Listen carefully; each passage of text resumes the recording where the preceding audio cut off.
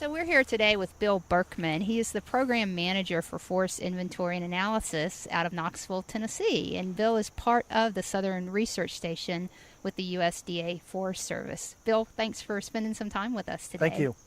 So I just wanted to ask you some questions about forest inventory and analysis. Can you tell me a little bit about that program? The Forest Inventory and Analysis program has really been designed to inventory the status of the forests of the U.S. And here in the South, we're part of a larger national effort, and we cooperate with those folks in the rest of the country.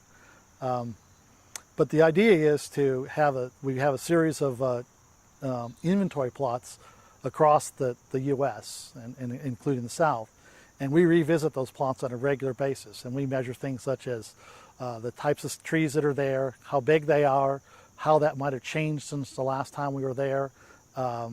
We might look at regeneration. We might look at look for the mortality of those trees. We might look at the damages it might have caused by insects and disease. So the idea is to collect the information, provide that to many users. One of our goals is always to collect the data once and have it used by multiple times. And so the whole goal is to have a consistent network of plots that we can look at over time and collect information on the status of the forests of the U.S. So it's really almost like a forest census, meaning how we take population surveys, that this is really about the vegetation on the ground. That's probably a really true statement.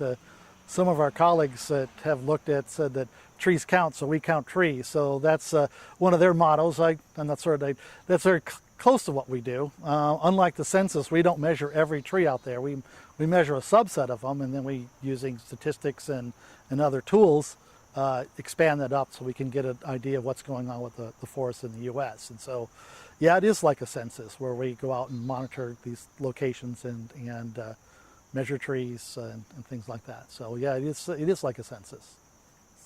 And once you've collected the data, where does it go? What do you do with it? And who uses it?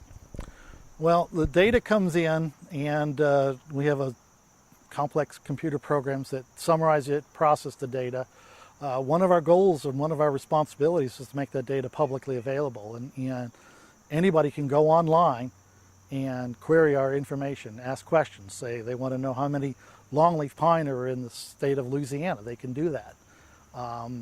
It's a very simple query.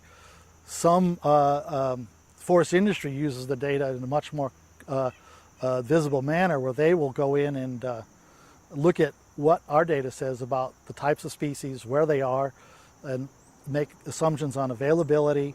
And they may use it to expand or create new mills that can utilize that resource. And so, the process of creating those mills, they're providing new jobs. And so, they'll use the data to help explain to their company where they might add to their systems. Other people will use the data to look for what's going on in the resource. Have we lost certain types? Have we lost certain habitats? Look at some of the damage data, see what we're seeing from there. Do we have increased mortality rates that might relate to sustainability issues? What about the removals? How much wood is being removed and ending up in mills, forest industry? So it's got multiple uses, and some of the state organizations, their marketing utilization programs will use the data to track new industry. Say, wait, we've got a resource here.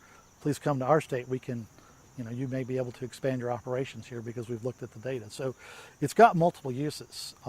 So it's a valuable resource. But like I say, everyone can go online and query that data and ask questions of themselves. So I'm certain graduate students use it. I'm certain other organizations use it. And so even other federal agencies will use that data.